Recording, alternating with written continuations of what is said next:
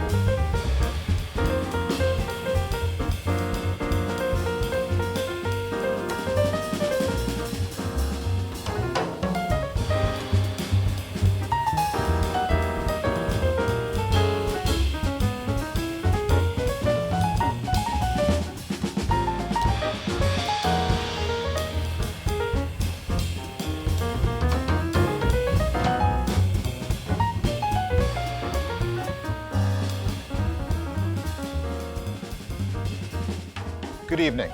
I'm Randall Klein, the founder and executive artistic director of SF Jazz, and I'm thrilled to add my welcome to the National Endowment for the Arts Jazz Masters celebration. This show is coming to you from San Francisco, New Orleans, New York, and of course from Washington, D.C., where the National Endowment for the Arts is headquartered. All of us at SF Jazz feel honored to be hosting tonight's concert, and had the pandemic not intervened, the show would be happening on this very stage here at the SF Jazz Center in downtown San Francisco, where I'm seated right now. We consider this concert hall a sacred place where audiences can be transported by the high priests and priestesses of the music. And we can't wait to return to presenting live jazz. We believe that music is a magic potion, and we expect that tonight's concert will transport you as we pay tribute to the 2021 class of NEA Jazz Masters. Enjoy the show and stay tuned after the broadcast for a discussion with our 4 new NEA Jazz Masters. I expect they'll have some stories to tell. Now, I'd like to turn the proceedings over to our 2 co-hosts and 2 artists I think of as SF Jazz family, Dee Dee Bridgewater and Delroy Lindo. Dee Dee has graced this stage many times. She's a 2017 Jazz Master. Dee Dee is in New Orleans, the city where jazz was born, and she's at one of its iconic places, Preservation Hall. And Delroy, who lives here in the Bay Area, has been in the audience at many SF Jazz events over the years. He is standing by in the jazz capital of the world, New York City, at the legendary Village Vanguard. Dee Dee and Delroy, I love you both, and I miss you. Hey, Randall, I miss you too. Randall, keep my seat warm. I will be back. Ooh, Delroy, before we get started, listen, I can't help it. I've just got to tell you something. First of all, I'm really thrilled to be here with you, but I'm also just a little bit nervous. You are like really one of my favorite actors. Dee Dee, you're amazing also. I've been a fan since Just Family, 1977. You are a Broadway actor. I know what it takes to get to Broadway. Much respect. Not only that, you are an NEA Jazz Master. Given that you're an NEA Jazz Master, I'll let you take the lead while I go inside. See you soon. Sounds good, Delroy. Well, here I am at Preservation Hall, in the city where jazz was born, where Buddy Bolden and Louis Armstrong blew their trumpets.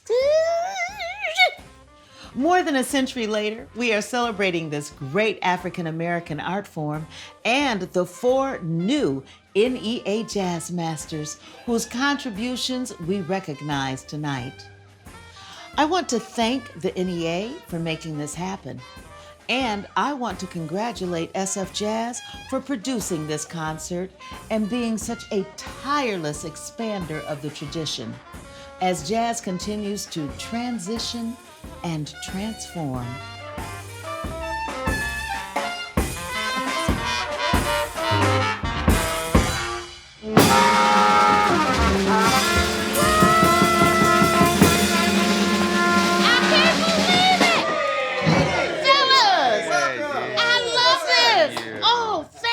What a nice way to bring me into a room. Oh, I'm sorry. Ladies and gentlemen, please allow me to introduce you to 4 amazing members of the Preservation Hall Jazz Band. Good to see you. Thank you all so much for being here. And listen, I would like to introduce you all to somebody.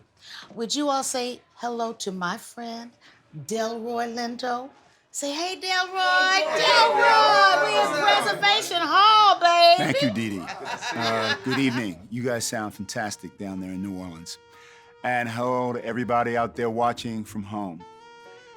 I'm speaking to you this evening from New York City, where I've been on location filming. This evening, I am at the Village Vanguard. As Randall said, I'm a resident of the Bay Area.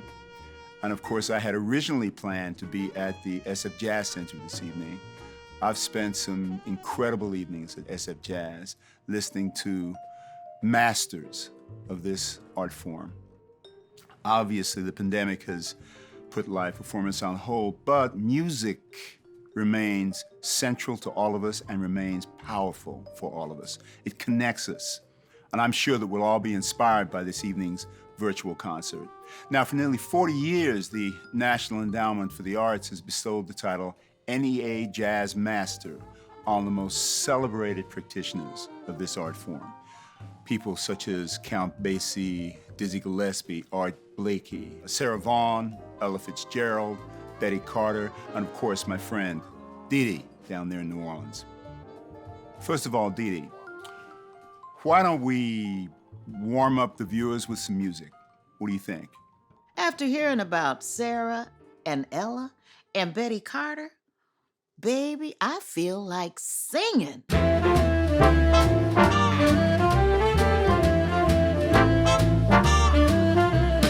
Heaven, I'm in heaven,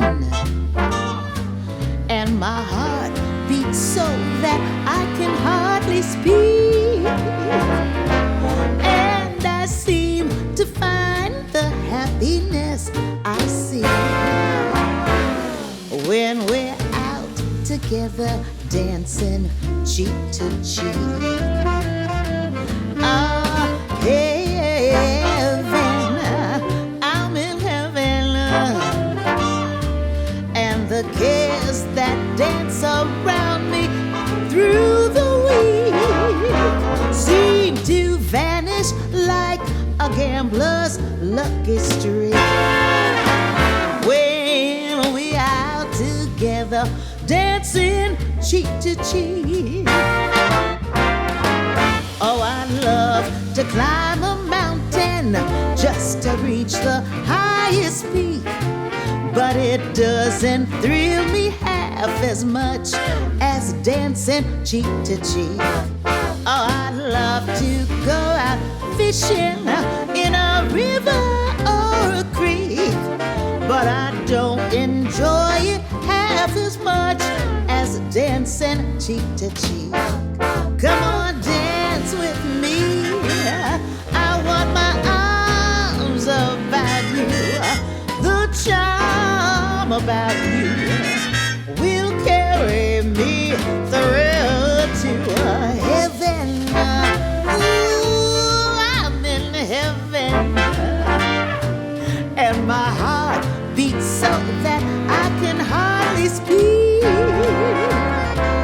and I seem to find the happiness I see when we're out together dancing cheek to cheek.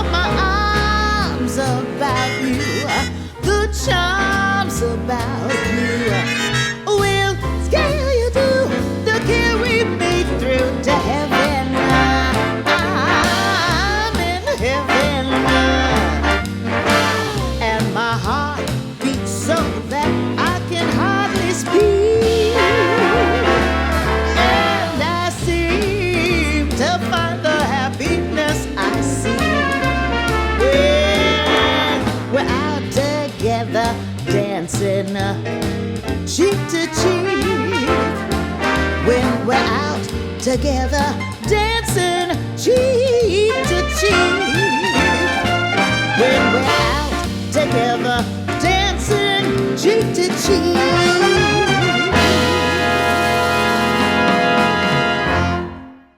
Yeah.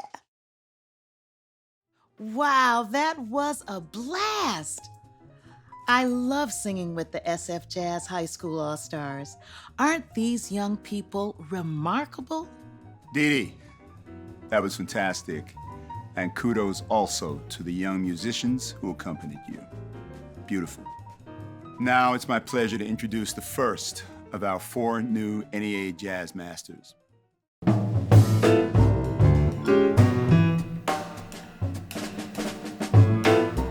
Phil Schaap is a one-man support system for jazz. He is the Dean of Jazz Radio in New York City, the winner of 6 Grammy Awards for audio engineering, producing, and historical writing. Phil approaches the music with joy, lifts it up in reverence, teaching people to listen. Now, let's share more about Phil.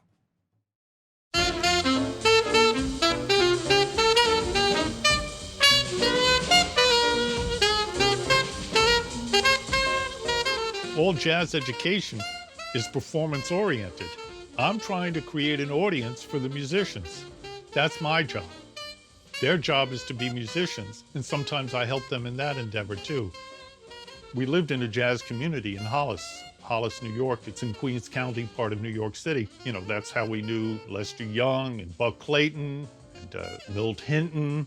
Milt had an incredible collection. I mean, even world-class by any standard. And I would listen to music with him in the basement. Joe Jones, we would spend the whole day listening to as little as 3 minutes of music. When LPs came in, we would hear, 6 or even 8 songs, but he very rarely would turn the album over to the other side. It was very intensive, repetitive listening. I guess you could say he's an influence on me. I met Rahsaan Roland Kirk in my high school years. And when the West End started, he would come in on Sunday afternoons, but I had a nice audio system hooked up in the sound system of the West End to play music in between sets. We would have these listening parties. They were, in a small community, quite famous. And the musicians who raised me, a lot of them were not even performing anymore. I created a comfortable environment for them to make their music their way again. They were my friends, they were my teachers, they were geniuses, and I gave them a forum for showing their stuff. My vision of a professional career after school was rooted in my love for jazz and directed by my being a worker for the real jazz musicians. So I started on the station February 2nd of 1970. I was 18 when I first started broadcasting. And what radio allowed, as it turned out, continuing the breakthroughs of WKCR programming in the early 1970s, we have presented an art form to new generations now for, in my case, over a half century. I spoke with knowledge, and I became pivotal to a profound expansion of jazz programming, which continues to this day, a half century later. They say I'm a history teacher. I teach listening. What I teach is how to hear identity, how to notice the various schools of musical thought in jazz, how to recognize the ensemble, so you can follow the pathways of jazz stylistic development, and also its economic arc, and also its sociology and political history. I did sound for some of the biggest rock and roll acts of the middle 60s and worked my way to the bottom very quickly. I started remastering, and people noticed that the recordings they knew sounded better the way I presented them. I'm very happy to have been rewarded with the accolade of a Grammy. So I became a specialist in remastering both old discs, but old audio tape. And I want the Benedetti Field recordings to last as long as they possibly can. So I preserved them as well as transferred them to the Mosaic box, the complete Dean Benedetti recordings of Charlie Parker, which in one fell swoop added over a third of known improvised Charlie Parker to our ears. All music is present tense if it's being played or listened to. It's a present tense joy. Jazz and freedom go hand in hand. You think about it and you dig it. You dig it. There's a lot of wonder there, and a lifetime of listening has been its own reward.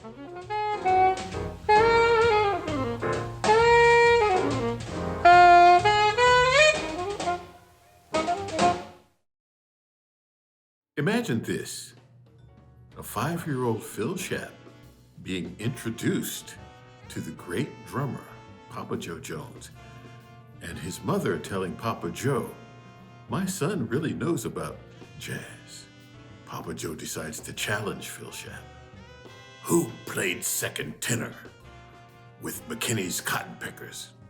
Phil Shap looks at him and says, Prince Robinson? Papa Joe's mouth drops wide open, and he decides at that point in time to take this extraordinary young man under his wing and talk to him about jazz. My first introduction to this man, who is the fount of knowledge about this music, our indigenous art form, was in the early 1990s. I discovered a show called Bird Flight on WKCR and listened to this young man playing bird, and then following up with each track with all kinds of information about who was playing what, when it was recorded, how many takes were made. His information was extremely impressive. His name was Phil Shap. But it didn't stop with bird. The breadth and depth of Phil's knowledge spans an entire history of jazz from pops right on up through today. Phil is an educator in the purest sense of the word. He has made an invaluable contribution and continues to keep the music alive through his broadcasts and through his students who follow in his footsteps, though they are big shoes to fill. Phil's close friend, Eddie Durham, the pioneering electric guitarist and trombonist, composed this tune for the Count Basie Band.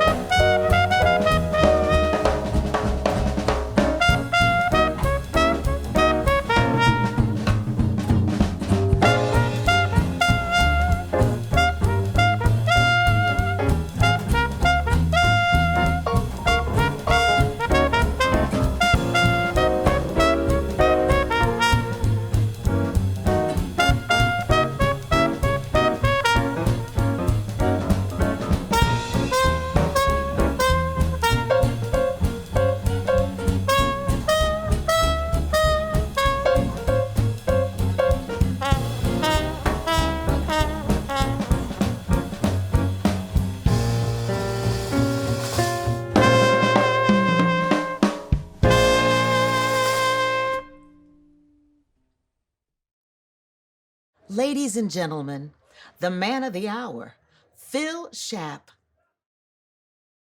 I've been seriously ill for over 2 years. So receiving the honor of being named a Jazz Master by the National Endowment of the Arts and the recipient of the A.B. Spellman Jazz Masters Fellowship for Jazz Advocacy blesses the home stretch of my career. It's time to say thank you, and I've made the faux pas of not saying thanks before. But if I did say thanks, I'd have to name hundreds of jazz's originators. They're the people who nurtured me in childhood and adolescence. That allowed me to spend the early part of my career in helping them to a home stretch. I'm not sure how many of those names would be known, or their music. Preserving the knowledge and enjoyment of their legacy remains the central focus of my existence. This ratchets up a difficulty too complex for a short speech. We need jazz music appreciation, a subset of the need for arts appreciation, an absence that illustrates a weakness to contemporary education. Jazz needs listeners, and we need to hear the music that came before Charlie Parker. It's splendid art and righteous. It tells the better parts of the American experience, and it spread that gospel to the world. The people who are dear to me worry about my health, but I fear most for the future of jazz.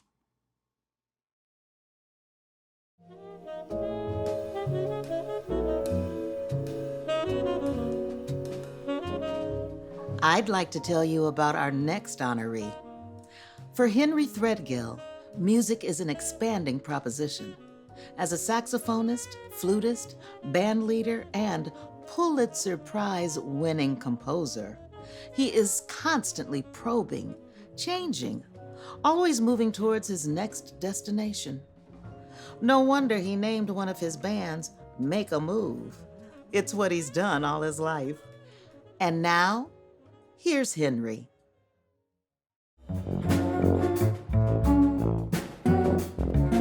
Composing is like going back to square one every time, and you don't know what it's going to be. See, the composition starts to dictate. See, you, the composer and writer, you have control, but you only have so much control. You have to let the music go where it's going. Stop trying to control it sometimes. I grew up on the south side of Chicago. There was no television. Radio had all the music that you were going to hear. I started playing the piano when I was about 3.5 years old. The music that was famous at that time was boogie woogie, and I would sit at the piano all day with the radio on, waiting for that music to come on. And then I would hear music at my 2 different grandmothers' churches. That's where the music I loved the most. So I was influenced and captured by all these things. I graduated from high school in 1962 and went to Wilson Junior College. This was a liberal arts 2-year college, and they had an incredible music department. The school was loaded with artists. It was Jack DeJohnette, Bunky Green, Roscoe Mitchell, Eddie Harris, Joseph Jarman, Malachi Favors. This was just some of the people that were there.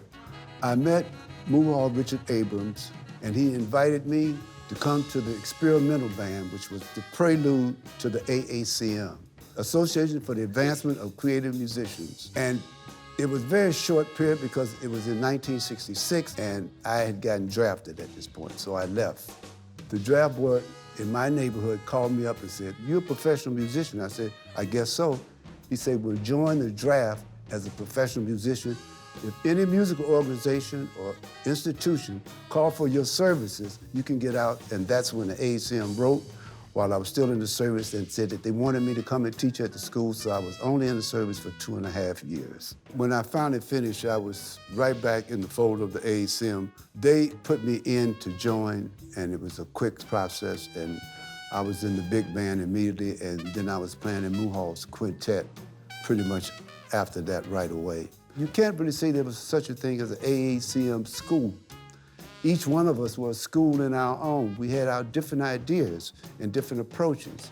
The idea that all music from humanity is really what we were looking at. First group I had was air.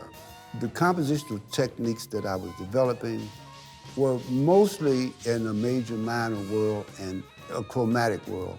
After that came the sextet. Now, the sextet, which I thought of as a reduced orchestra. In this period that I made major discoveries about new ways to write music, and that led to the group Zuit. Every group that I had something to do with how far I had made it compositionally. I would change groups because the compositional ideas had changed. And I've been fortunate that I could do that, you know, that I saw something beyond the horizon to move to. It was totally surprising to win the Pulitzer Prize. It's a level of recognition, you know, for what you do. There's no words for it, you know. It's really great, great honor, great honor. The object for me is to make music. So I write it down, I bring it in, and somebody make a mistake. I say, oh, that's wonderful. Let me change this and put the mistake in. Because that's the object for me. I'm not stuck on what I did. You have to really look around and see if it's working. You gotta put it up, you know. You have to play it live. That's the other thing about live music, live art. You have to resurrect it to find out, will it stand?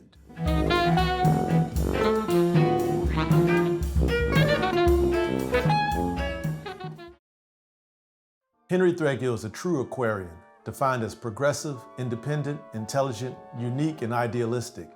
Aquarians don't have a single clear shape, and they seem to defy categorization. Over the course of Threadgill's unique career, we can look to the evocative names of his ensembles as evidence. Ensembles named Air, Berry Berry Circus, Double Up, Zooid, Make a Move, and the most recent 14 or 15 Kestra. When we dive into the sound of these ensembles, we hear a unique blend of musical languages. His music creates mythology, it's cinematic in scope, and totally soul-stirring. I called Henry a few years ago because Henry is my favorite composer, and I asked him, could I produce a 2-day festival dedicated to his creative output? He said yes, and with the Harlem Stage, we produced a 2-day festival called Berry Berry Circus. It was my love letter to him, to let him know that his music means the world to so many of us. Congratulations, Henry.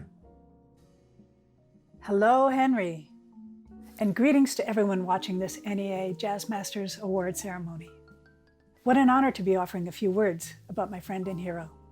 Here's a sweet and funny moment for you from 1997.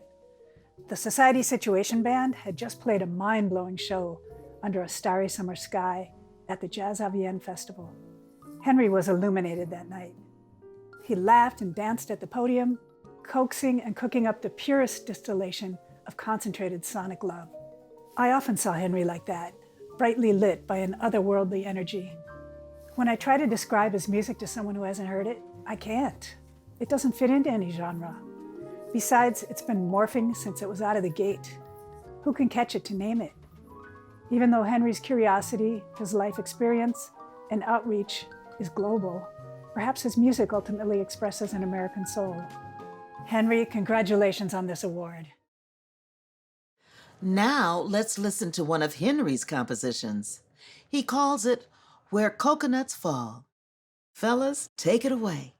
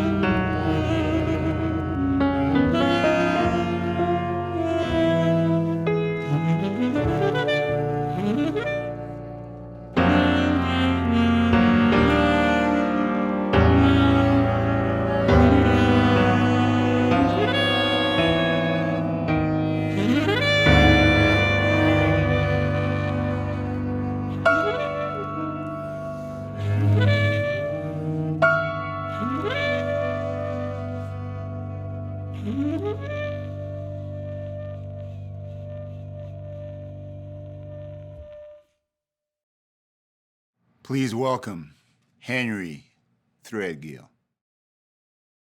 It is with graciousness that I thank the National Endowment for the Arts for the Jazz Masters honor. Conferring of this honor is something that any artist would appreciate, especially having received it from the country in which they reside. To be honored and appreciated while one is still living is a great reward and confirmation for the artistic evidence as proof of a journey. I apologize in advance to all of those parts of humanity that have supported me, teachers, families, friends, and silent supporters. Without them, I would never be here. So I would like to thank everyone that's been a part of my life journey to this day of accepting this award. Thank you very much.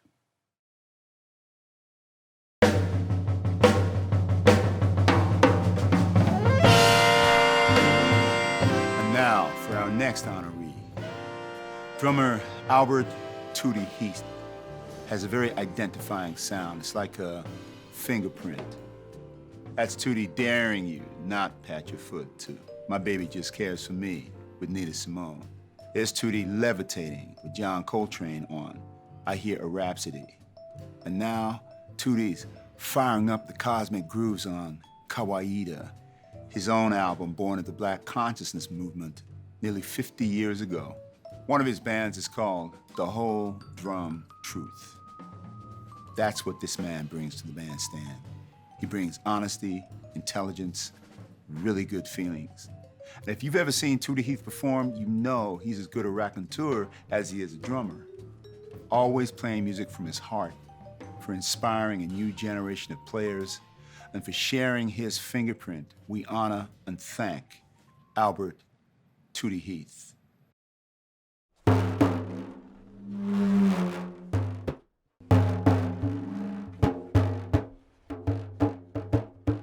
I think it's the base of all the music is the rhythm. And I wanted to be a part of that and have that experience. Well, I must have been about 14 or 15 years old, and I wanted to be in the high school band. Only one opening was the drummer. So that was when I really started to play the drums, was in high school in Philadelphia. Well, it's the way that I was introduced to the music. It was actually my brother Jimmy, because of his friends, which was John Coltrane. I can always say that Jimmy was my music teacher, and he taught me how to be with all of these people, and then he finally let me in the band as a drummer. We had sections rehearsing with the music around my mother's dining room table on Federal Street, Jimmy's big band. Thelonious Monk was coming to Philadelphia for a week's performance at this club called the Blue Note. So he hired my friend who was a bass player named Jimmy Bond. Jimmy Bond called me up and said, listen, man, you want to play with Thelonious Monk? I was like, get out of here, you must be a joke. And I thought it was a joke. And out in the car in front of the Blue Note, the night of the opening night, was Thelonious sitting in a Bentley with Nika Koningsworth, the Baroness. And about 5 minutes to 9, he jumped up and ran in the club. He started playing, and we had to play with him. Both of my brothers influenced me to come to New York. New York was where all the young musicians were going. Once I moved into New York, JJ called me to take Elvin Jones's place, and I was overwhelmed because Elvin Jones was always one of the top drummers as far as I was concerned. Wilbur Little was the bass player. Bobby Jasper, who was a tenor saxophone player from London. Tommy Flanagan was the piano player. And that was the group. I couldn't believe I was sitting there with these guys. And these are my heroes, so 50s and 60s was quite a time in New York. There was more jazz clubs there than anywhere that I had ever been in my life. I really believe both of my brothers had super talent, Jimmy and Percy. It was quite a pleasure to get together and to perform. It was quite an experience. Percy brought the Modern Jazz Quartet with him, and Jimmy brought all his arranging and all of that with him. And I did what I could do with rhythms from around the world. Jimmy is quite a composer as well. And he used to write for our group, and it was really special. And he made the Heath Brothers, I think. Now, Brother Yusuf was a unique human being. You have to write a song to be in his group. He taught us all how important it was to learn how to play other instruments as well as learn how to write music. And I expect musicians to be open and willing to play other things and other kinds of music. I admire them when they are flexible and can do things other than what they are labeled to do. You become a jazz master by opening yourself up to other cultures and other music from around the world. The reason why I like to thank jazz, because it led me to all these other types of music that exist in the world.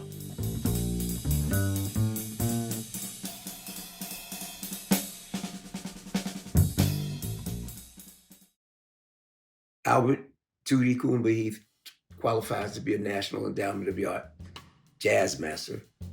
When you talk about someone who's played with everyone from John Coltrane to Herbie Hancock to Sonny Rollins to Yusef Lateef, Modern Jazz Quartet, his body of work, when he did his first album, he called me and said, I want you to write the music. And I was just awed by the fact that it was his album, but he was giving a young guy like me a chance to launch my writing career. He's my uncle and I love him. And I want to give him a special send-off and a congratulations. I'm going to now introduce his great-great-grandniece and his great-great-grandnephew.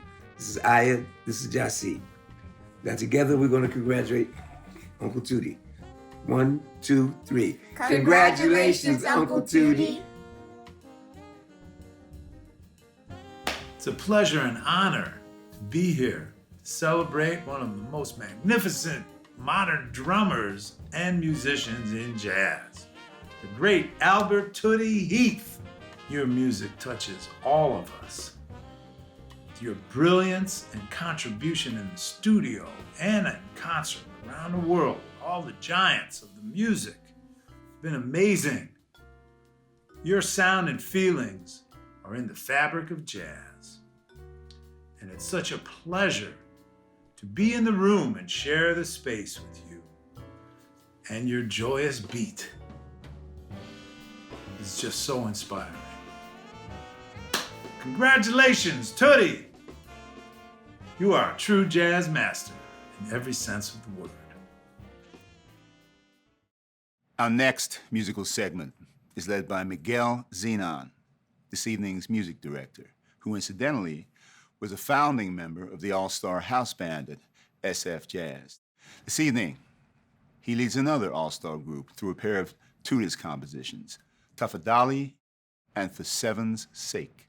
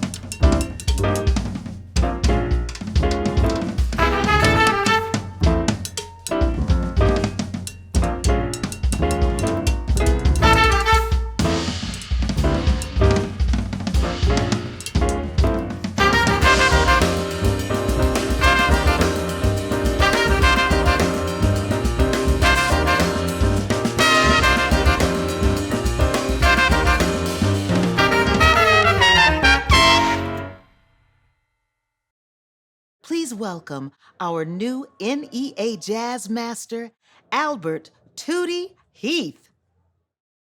I just received this wonderful award that I've been waiting all my life for, because it is very important for people to acknowledge what you have been doing all your life, that you have this tremendous love for, and then say thank you for it. So I'm most appreciative, and the Jazz Masters Award has opened doors for me in other cultures and other music all over the world. Thank you very much again. Thank you, thank you.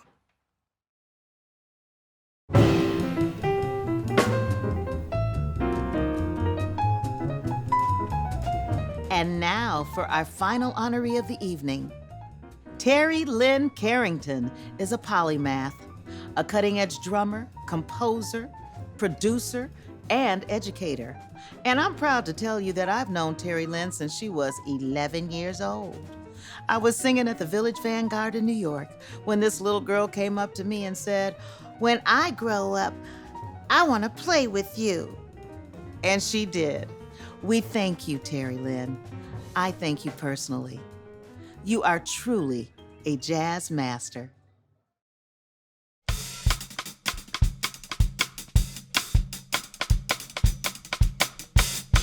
So many of the drummers I know are used to being the de facto leader of a band because we control so many things, the dynamics, the tempo, the forward motion, if the piece feels relaxed or if it feels intense. I was born in Medford, Massachusetts, and my father plays saxophone and drums, and my grandfather was a drummer as well. It just kind of runs in the blood. I think I started playing the drums because they were there. I was exposed to them at a young age, and my father had them set up, so I was curious about them. When Clark Terry heard me, he offered me to go to Wichita, Kansas, and that was my first professional gig at 10 years old. I attended Berklee College of Music when I was 11 years old, part-time, until I graduated from high school. When I first got to New York, a lot of my work really came from people that were, old enough to be my father or my grandfather. And it took a while, I think, for me to start playing more with people of my own generation. And then at 21, I auditioned for Wayne Shorter's group and miraculously got that job. It was a breakthrough moment for me. Then when I moved to LA in 1989, I got the Arsenio Hall show, and that was another breakthrough in a different way. I had to leave the show because I had an album out. I had to make a choice from supporting the album, which was nominated for a Grammy, or staying on the show. My debut, Real Life Story, proved to be very successful. So again, the universe tends to unfold as it should.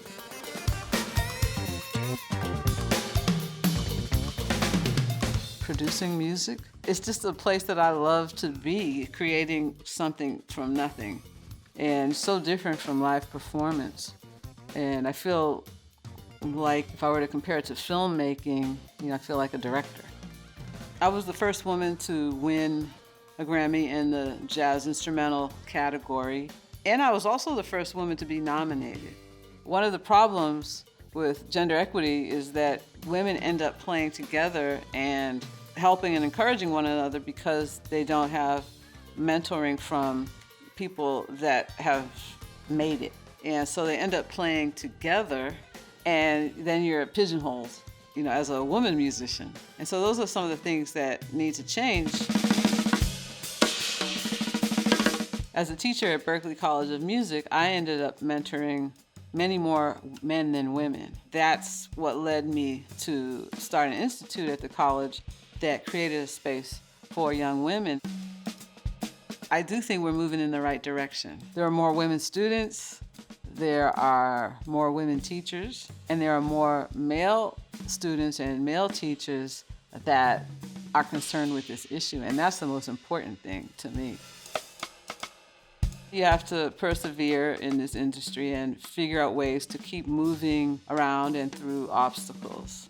And the important lesson for me is that once I invested in myself, my career took off again.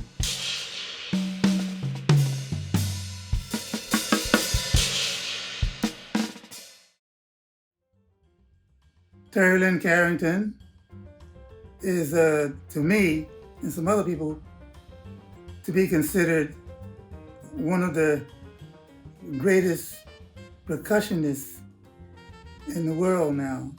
A few of the greatest drummers, from Art Blakey to Max Roach and other drummers, recognize this great talent that Terry Lynn Carrington has. And before he passed away, one of the great drummers, Buddy Rich, asked to see her at his bedside in the hospital. And she's going to be becoming one of the great teachers at Berklee, a professor and all that. So she's going to be at home with this new honor. Terry Lynn Carrington, inventive, daring, strives for excellence. Also, outside of the artistic realm, she's an activist for civil rights in general, and in particular, women's rights. I met TLC when she was a kid. Not old enough to sit in a jazz club, but proficient enough to match talents with anyone who was playing in the clubs, no matter the age.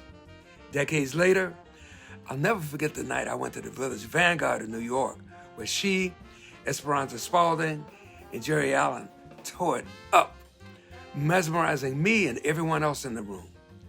Recently, she and I shared consulting roles on the Pixar animated film Soul. She was a major influence, I'm sure, on the selection of the gender of the world-renowned saxophonist who led the featured band. It was a woman. Terry Lynn has my full endorsement in being recognized by the coveted National Endowment of the Arts Jazz Masters Award. So, would you like a taste of Terry Lynn's music? Musical director Miguel Zenon and his band are going to perform a medley of her compositions. Enjoy. How much can we endure? Time will tell. We suffer through, then rise again. We suffer through, then rise again. Rise again.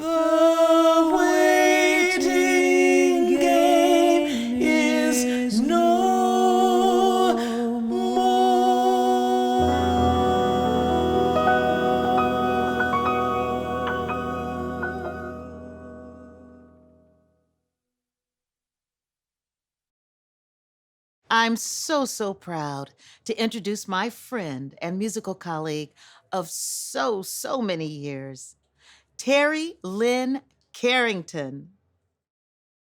I'm incredibly honored to receive this award.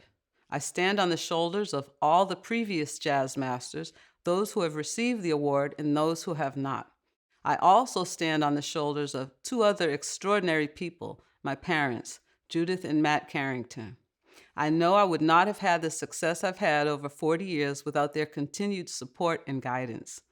I'm fortunate to be a third-generation musician, and my father's relationships literally gave me access to the jazz stage, where so many legendary musicians saw my potential and chose to nurture my abilities.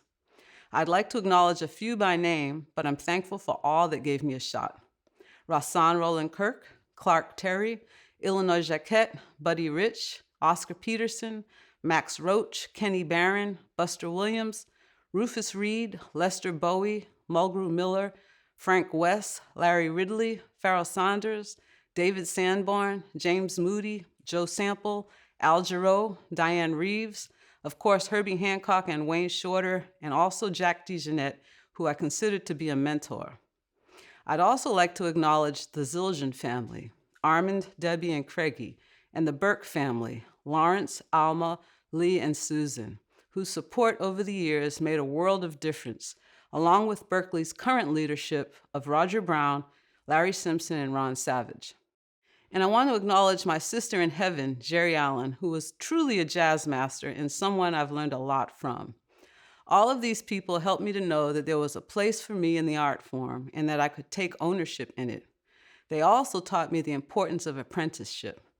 There are many others, and I'm truly grateful to them all for their foresight in encouraging a little girl or a young woman to be fearless and confident. So thank you for this monumental recognition. With it being the highest given in this country to jazz artists, it sincerely fuels me to keep working, to keep evolving, and to keep contributing to the field. Thank you so much. Well, folks, after that, my heart is smiling. I think I want to sing.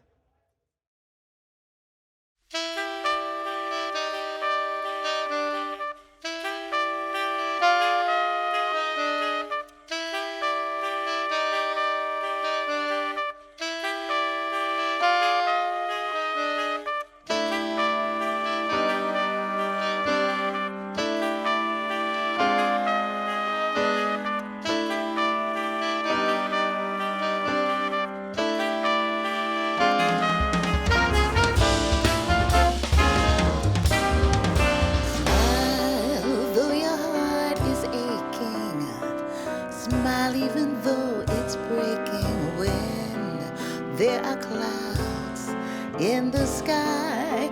You'll get by if you smile through your fear and sorrow. Smile and maybe tomorrow you'll see the sun come shining through for you.